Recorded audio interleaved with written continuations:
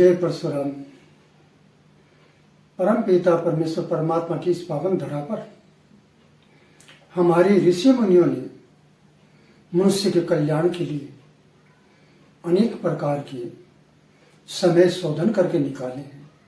उनमें से एक परम पावन नवरात्रि का समय, जिसमें मनुष्य अनेक प्रकार से अपनी मनोवांछा अनुसार अनुष्ठान करके अपने जीवन के लक्ष्य को सहज में ही प्राप्त कर सकता है। हम भक्ति कैसे प्राप्त करें? हमें सौहार्द कैसे प्राप्त हो? आज संसार में प्रत्येक घर में, पिता पुत्र में, पति पत्नी में, भाई भाई में, पड़ोसी पड़ोसी में, सब जगह कलह व्याप्त है। कहीं भी सौहार्द भाव नहीं है। सौहार्द भाव बनाने के लिए इस नवरात्रि में एक सुंदर प्रयोग है। परमात्मा की भक्ति प्राप्त करने के लिए, एक दूसरे के प्रति प्रेम रखने के लिए, मन में सेवा भाव को सतत बनाए रखने के लिए।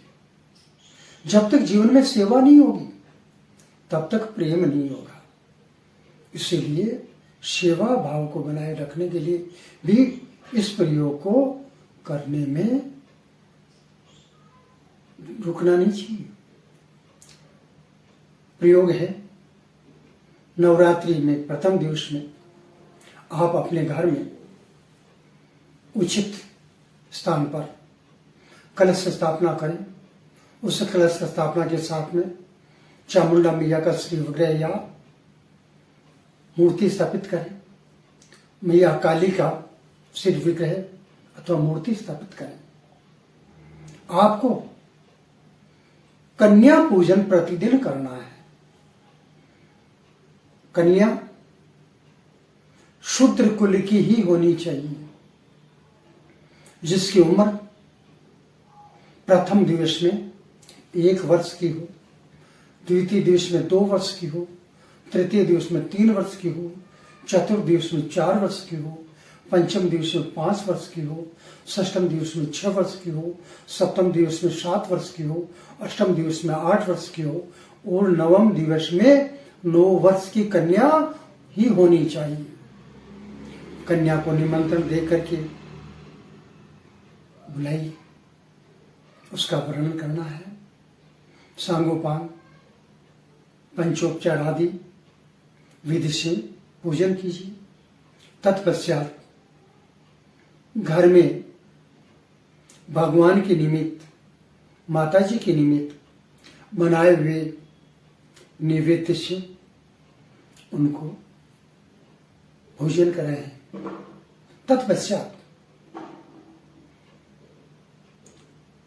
हल्का नीला रंग, हल्का भूरा रंग, ऐसे वस्त्र आभूषण देकर के उनका सम्मान करके उनको विदा करें।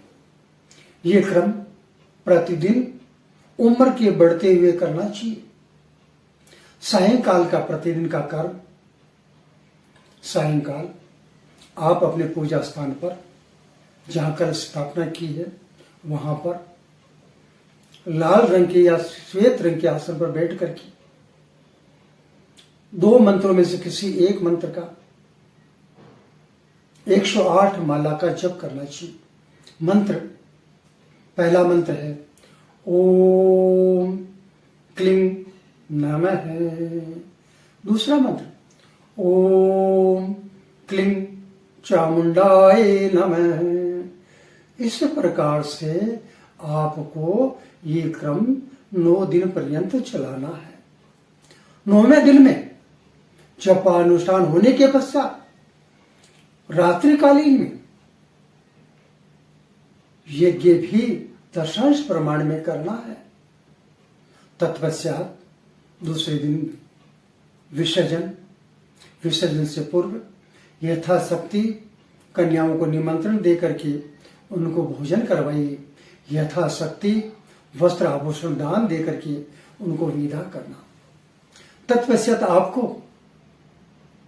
अपना मंत्र का प्रतिदिन 5 माला का जप करना है, जो वर्ष पर्यंत करना है।